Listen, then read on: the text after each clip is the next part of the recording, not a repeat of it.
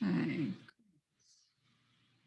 All right. Well, thank you so much, everyone, for coming to the national event and then coming over to Zoom to hang out with us for a little while and talk about some of the things that we were listening to. Oh, another visitor here. So I'm Marianne French, and I'm WXXI's Vice President for Education and Interactive Services. And we've been participating in the American Graduate for about 10 years with many of the community partners that I see already in this room and on the national call who are in our Zoom meeting tonight. And we've produced many short form digital career profiles together with our partners for in-demand careers in our region with links to wonderful community resources that assist youth in finding career paths. Our current work can be found at wxi.org/grad. And I want to thank you for not only coming to this event, but many of you that spend a good deal of your time helping youth in the employment field and in the education field to find those career pathways. So it's really valuable to have you all in the same place to be able to talk some of what we have picked out. I also want to thank our sponsors, the WNET Group and the Corporation for Public Broadcasting, for supporting American Graduate activities over the years and tonight's discussion. And to kick off our discussion, I'd like to first introduce our local panel. So, and I have a few questions for them to kind of get us started. So let me just do some brief introductions and then we'll jump right in. Antoine Williams is the Director of Youth System Services for Rochester Works, which is one of our 3 local workforce development boards. Charisma Travis is the Program Director of After School Academy at the Urban League of Rochester, New York, and works with students in middle school and high school in both academics and recreation and career exploration, so has a lot to share. Jay Lazzaroni is the Executive Director of the Globe Workforce Development Board, and that is Genesee, Livingston, Orleans, and Wyoming counties for a few of our visitors that are from out of area. And then Jill Slavny is the Executive Principal of WMOCO Career Technical Education Center, which is part of the Monroe to Orleans BOCES, and so runs numerous programs in CTE for certification for high school students. So the first thing I wanted to ask our 4 panelists was, what was your biggest takeaway from the national event? And there was a lot in there, so hard to narrow down, but who would like to start? Antoine, should I pick on you first? We can go alphabetically through the first one. Okay, I'll take a stab at it. I think for me, reimagining the education system.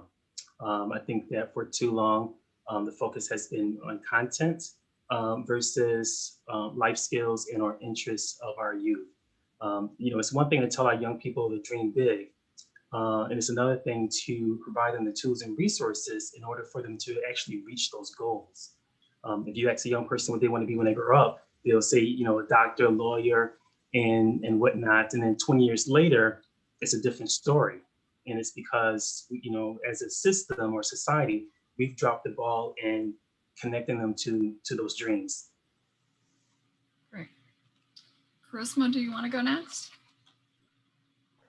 Sure. I agree with everything Antoine just said, and just not to be redundant, I'll just add on to what was said, and just to say, I think in addition, we don't talk enough about vocational and technical degrees.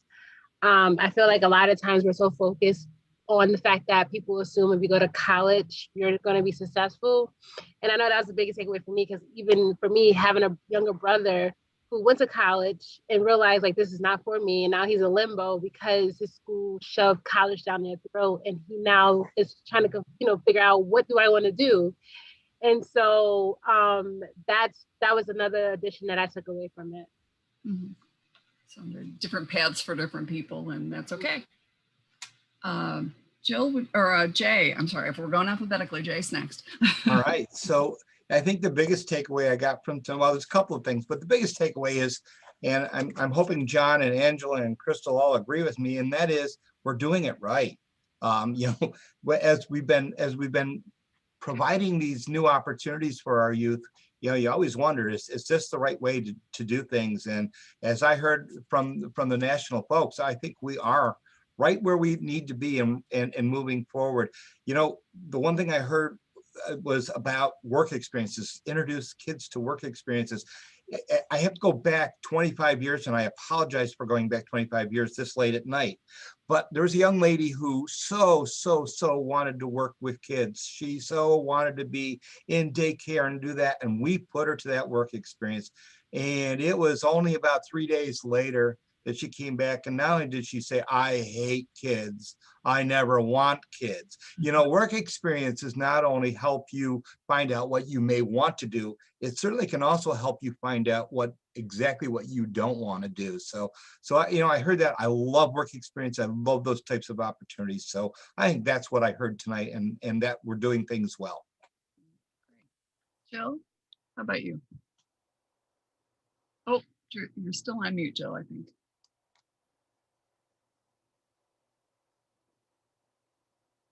It's pesky microphone sometimes.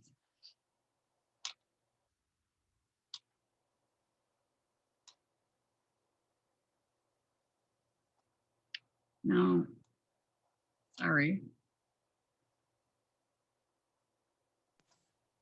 Now? Yes, now we can hear Okay. you. Perfect. All right. So hopefully my children will be quiet. Sorry about that. Okay. So I was just saying, I agree with Jay. In the notes that I took, it was refreshing to hear people confirm what we're working on right now, that we need to collaborate with employers, and that's hugely important right now. We need to give students more work-based learning opportunities, and we can only do that with the assistance of employers.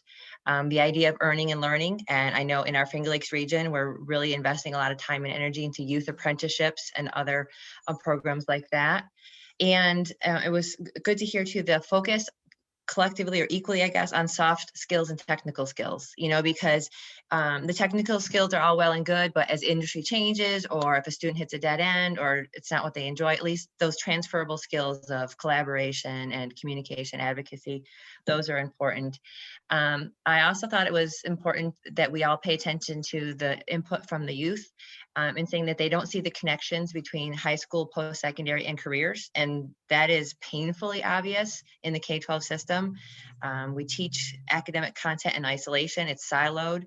You never have a job where, oh, it's time for math. Okay, now it's afternoon, I'm going to use my English, right? So we need to help students see the connection between their academic content and how they're going to apply those in a career setting.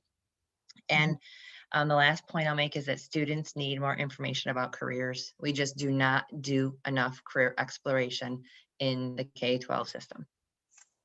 Yeah, and I like the things that you said that really support what Carissa was talking about too, in the students and even her brother's situation, where, you know, thinking that you want to go one path, but maybe not then having the full range of options, you know, to consider. So tell us a little bit about what each of your agencies are involved in terms of youth and career exploration. And I know that a number of you work very collaboratively with a number of different organizations in the area.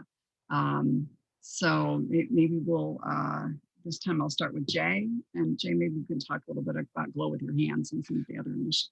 I always love talking about Glow with Your Hands. I believe most of you have probably heard me speaking about that several times.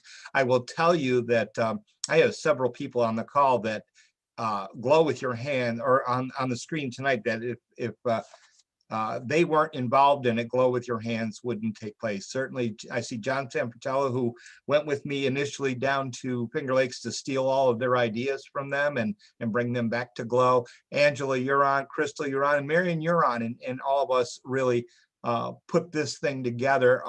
Amazing partners. I would also make sure I want to thank Chris Swazi from the Genesee County Economic Development Corporation and Karen Winters from the Genesee County Business Education Alliance. So Glow with Your Hands, much like the Finger Lakes Works with Their Hands, started in 2019. We developed a great in-person event, over 800 youth that day, 57 vendors, and everybody got an opportunity to go ahead and live and feel a career. And that's exactly what we were going for. And you know, we were absolutely certain after 2019 that we had a hit and things were going to go great for the next decade or so, until that darn pandemic came across the board, and we really had to switch. And I really, you know, there are two people involved that when we transitioned over to Glow with Your Hand Virtual, which is that career exploration tool that you were talking about. It was Angela Grouse, who's on the call tonight, and Karen Winters, who really spearheaded Glow with Your Hand Virtual. And rather than me talking about that, I'd really rather save it for Angela, because it was really her baby to talk about. So. Sure. And Angela, do you want to just describe briefly what the Glow with Your Hands Virtual is? Sure, gladly. So the committee realized, right, here we are, we've launched this phenomenal program. What a great first event. Let's get ready for 2020. And then, you know, there was this weirdly different plan that happened. So then how do we continue to build the excitement and the relevance and the engagement of students in these opportunities in agriculture, skilled trades, advanced manufacturing, food production, the drivers of our region? And we decided to categorize those 4 career clusters and highlight 6 to 10 jobs in each cluster, building video content, bringing in some correlating content. Thank you, Marianne from WXXI. But the most important part of that work, it's great to have all those video pieces, but we had a phenomenal team of people who put together what do the pathways into this job look like, so that students can begin to understand where's the relevance for what I'm doing now to where I want to be. So talking about classes that you can be taking while you're in school, talking about volunteer opportunities while you're in school, talking about BOCES programming that you can participate in, and providing direct links to, hey, if we're talking about ag, link to FFA and learn about becoming part of Future Farmers of America, or link to Genesee Valley BOCES or Monroe 2 BOCES to learn about what kind of programming you can take that fits right into this particular career track. The one thing that I will say, and I heard it tonight, and I was listening really carefully, all of these opportunities are great to exist for students, but the key challenge is getting students to access them. How do we get these platforms, once they're developed, into classrooms? Because to just put it out there in the universe and say, hey, teachers, send your kids here, it's not happening. And it's especially not happening right now because kids are fried. They're burnt out with the virtual connectivity. They want to be hands-on in person. So I think that these digital platforms continue to have relevance, but we need to find a way to embed them in the classroom with educators to students, so that there is a direct link to the usage. that was my one big takeaway from tonight. So that's the Glow with Your Hands Virtual. Wonderful. Charisma or Antoine, can I ask you two to talk about students that you work with? So either in the course of coming into Rochester Works, or Charisma in the case of you're with the students on a fairly regular basis, how you guys are doing career exploration. And I realize it might be entirely different just this past year than it was, you know, so you can certainly dig back a little further if that's helpful.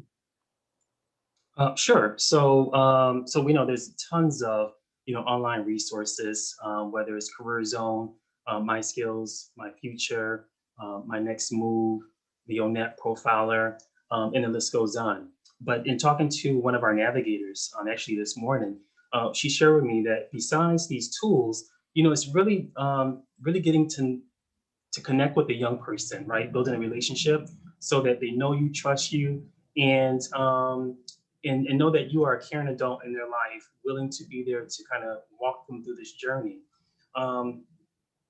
There was a young person who wanted to be a mortician, out of all things.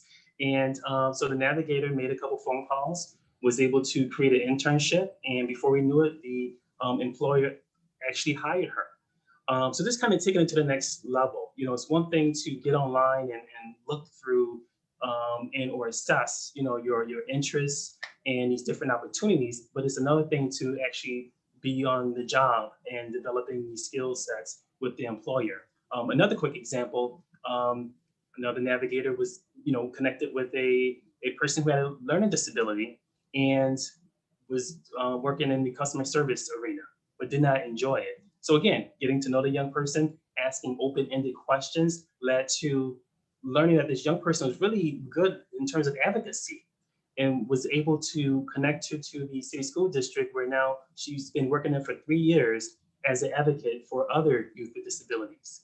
So again, getting to know the young people, asking tons of questions based on their interests, their hobbies, and then from there, aligning that to an occupation. Did you want me to add on Yeah, with yeah, my side of it? Okay. especially because you're working very directly with the students. So in Okay. an after school setting, but with academics. So I'd be interested for your input. Yep. So my program, we work with middle and high school students. We do summer and after school. And so we follow, although we have different grant streams, we follow our National Urban League model of Project Ready, because it's a signature program of theirs and it's throughout the country. And it's, as everyone always loves to hear, it's evidence-based. And so there's a whole curriculum, there's a whole bunch of great tools that comes with it. And so how we prepare our students is that a couple of ways. When our students, this is prior to the pandemic and even during the pandemic, when students are enrolled into the program, they complete this thing called an individualized college development plan that basically lays out questions about them, like, what are your future career professions? Have you ever went on a college tour? Are you in the first year family to graduate? So we just ask, there's a bunch of questions about them for us to get to know them, like, what are your hobbies? What are your interests? Something else they take is this thing called Cooter Navigator. I'm not sure how many of you are aware of this, but it's an online career assessment.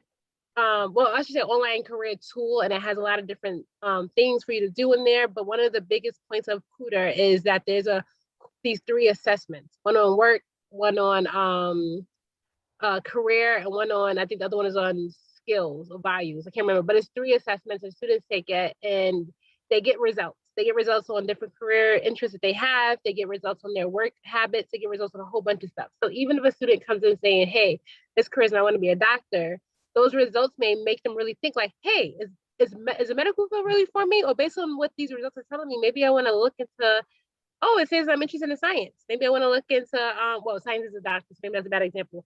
Maybe I'm interested in math. Okay, let's say that. Maybe I want to explore fields in that. And so what we then do is try to take what the students' interests are based on those Cooter results, based on when we get to know the students as well, and based on their individualized college development plan.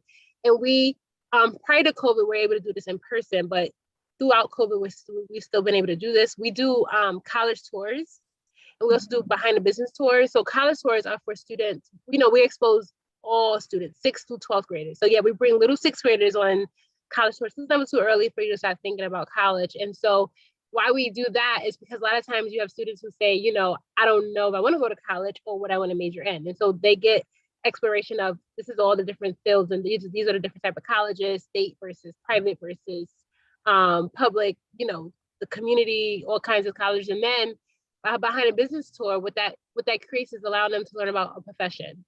We especially try to expose them to professions that aren't the known thing. So an example of this is that during COVID, we've been able to do this on Zoom still. So we had the Landmark Society of Western New York back in the winter time come on Zoom, talk to students about, what they do, about the architecture and all the other things that they do, that these are career fields that no one would ever think of. And so that's an example. But yeah, even throughout COVID, we've been using like UVisit is one of those tools we use for college tours that allows us to do virtual tours, even though we can't be in person. We've also had other guest speakers come on from other professions to talk about their backgrounds and stuff so that students can get exposed. And then not to talk anymore, but the last thing I wanted to mention is that right now our students are working on an actual a career project, a job shadowing project, where some of them were able to be matched with some of the future careers they want to go into. So they're actually able to actually shadow people in those professions. But then the other students who can't actually go because of COVID, they've been doing research on some future careers they have. Great. So, and you might, some of the students might even find some use for Glow with Your Hands as another site that they can use in addition to the ones that Antoine had mentioned. Lots of good resources. And I wanted to ask Jill too, related to both the students that come into our program, but sometimes, how are students being encouraged to look at the CTE program so that they do get enrolled? Because many of them, they're really sold once they're in, Monroe 2, or they're at Genesee BOCES at Batavia with John's program. But how you get them interested and exposed to those programs so that they might want to come. Yeah, so each of our BOCES works really closely with the component districts that feed into our centers. And so I know in the last few years, we've made a collective effort to work with the younger students. So I know GV BOCES are working with 4th graders.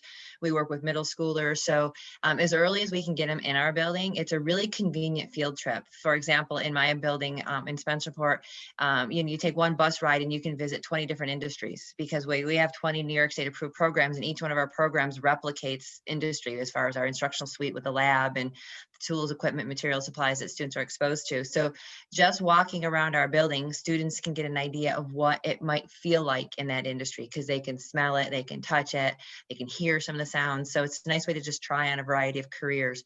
So we're really intentional about making sure our centers are community tools and an opportunity for all students, whether they never intend to participate in one of our programs. It should be a field trip. It should be, our websites should be resources for everyone, because that's what we do, right? We exist for career exploration.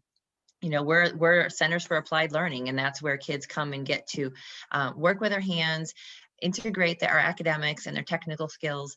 But like I said, it's meant to be a community resource. We're also being more intentional about making sure our centers are used around the year. So we're using more summer programming, summers at the center, some different camps. We work with the Summer Youth Employment Program at Rochester Works, and we run career ventures. We work with Monroe County, and we have a machining program called SAME, so a 3-week program for students to learn advanced manufacturing.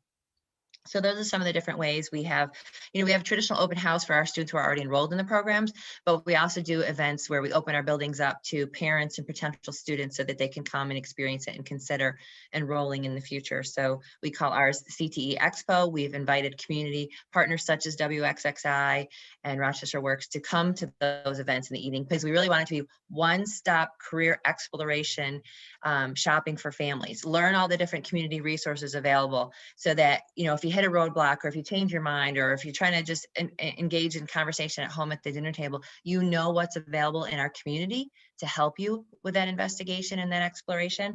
So, we work with Explorer Posts.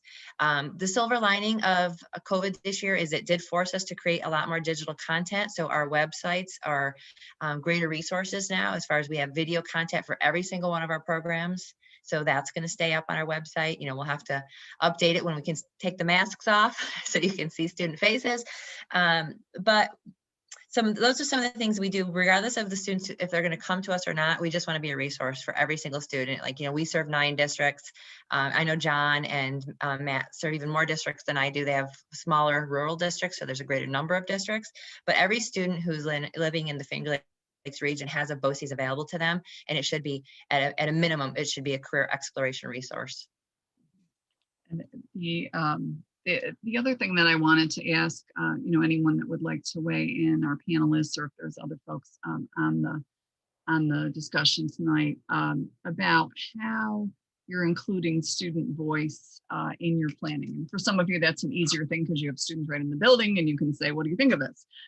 For others, it takes more, reaching out and so forth. But what is, and not only your own programs, what as a region do you think that we can do to include more student voice and youth in planning, to make sure that we are getting to them, where they are, and that what we're bringing to them is what they feel like they need, that it's a two-way, kind of discussion. Because I was hearing a lot of that in the national, where people are, everybody feels it's important, but everybody's kind of struggling a little bit with how to do it. So I don't know if people have examples or thoughts on that. I have a couple examples, actually. So throughout COVID, we've had to be very flexible. First off, you may have a lesson plan, for example, and then the audience, depending on the feelings of the students, may have to change. And so we basically listen to what the students, want. And so if we're going to do a lesson like, hey, these are some ideas that we have. Do you guys have any suggestions? So that way, as we're planning, we are incorporating what they want.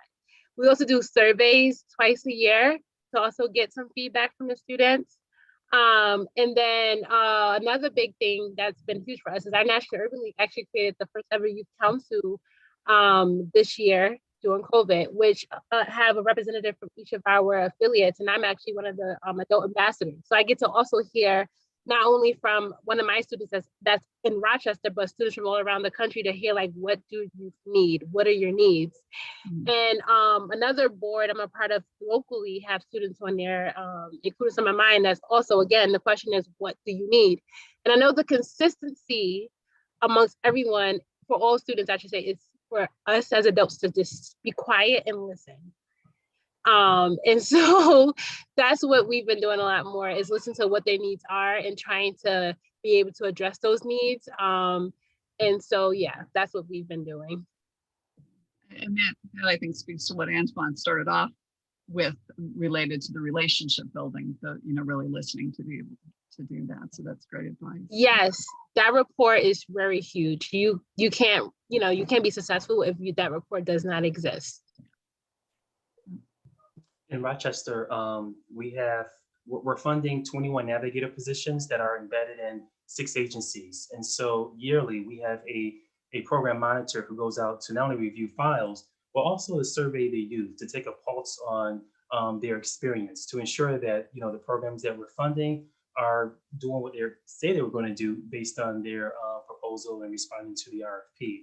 We want to make sure that they're there to serve the young people and not the other way around. And so because of the pandemic, we were able to hear the needs of the youth, right? And the digital divide and whatnot. And so we were able to reach out to one of the foundations in our local area and secure funding to purchase 100 computers, hotspots, in order to keep our young people engaged, even though they weren't able to come directly on site for services. So it's one thing to say that we're going to listen to them, but then once we listen to them, we need to follow up.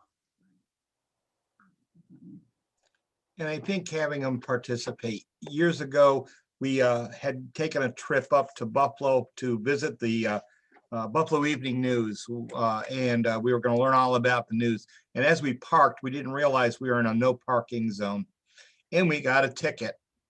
So because we brought youth, we also had now a court date, and we brought all 50 of our youth to traffic court.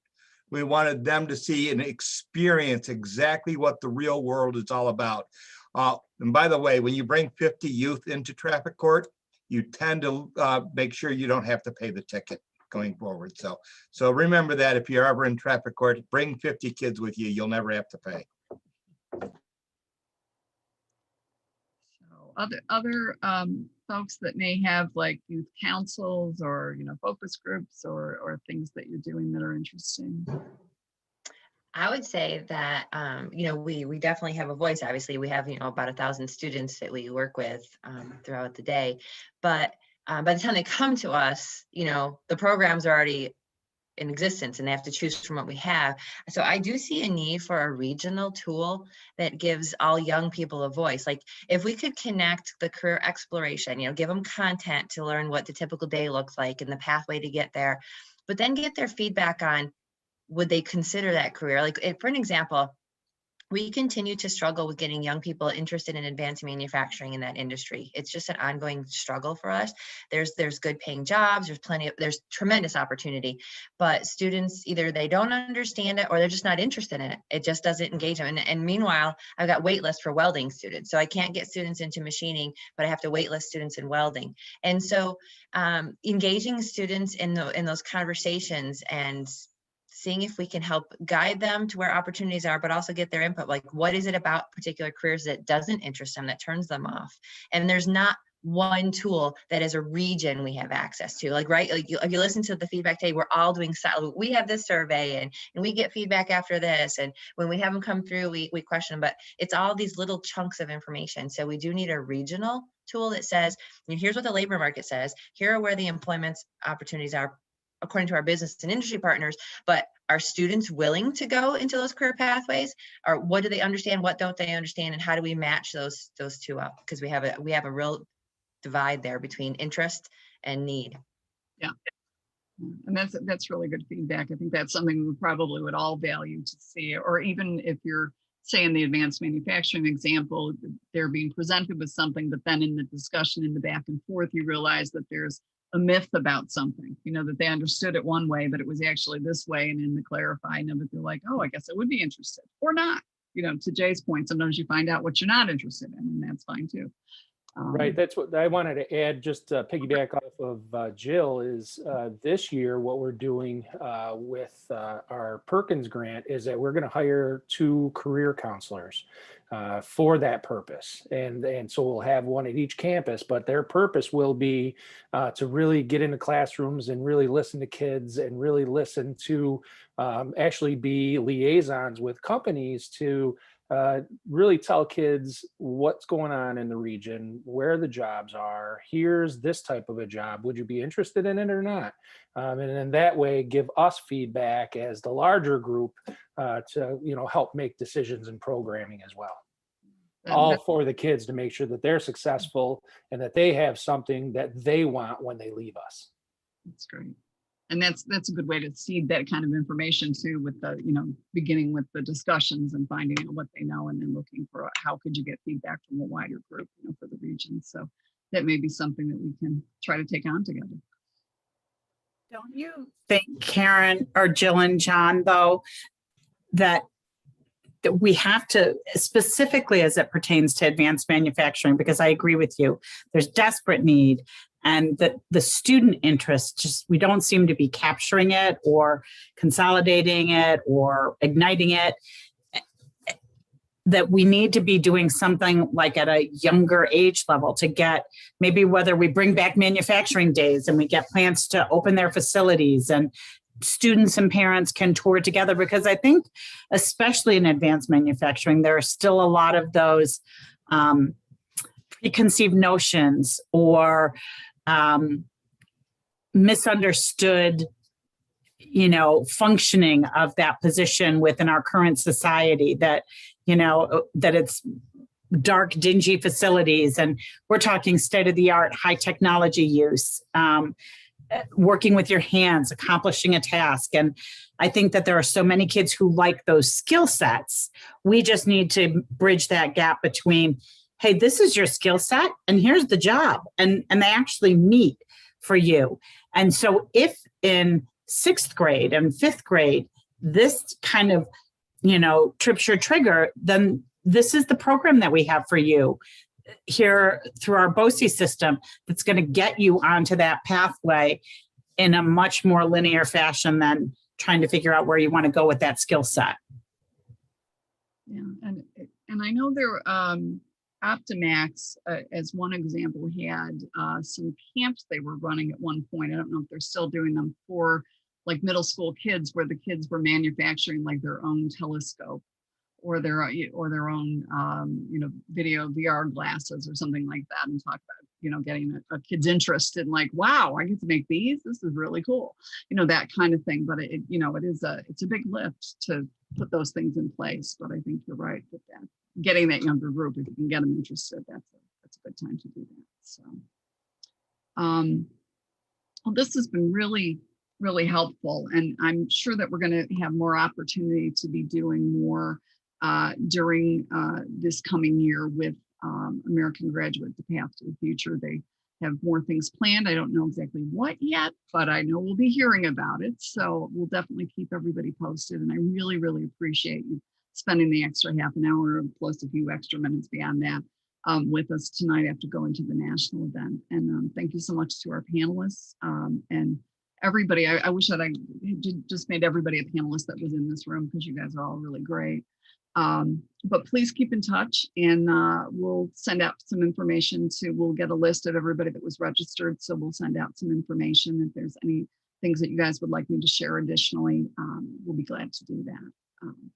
But thank you so much, and have a nice rest of your evening, and we'll be in touch.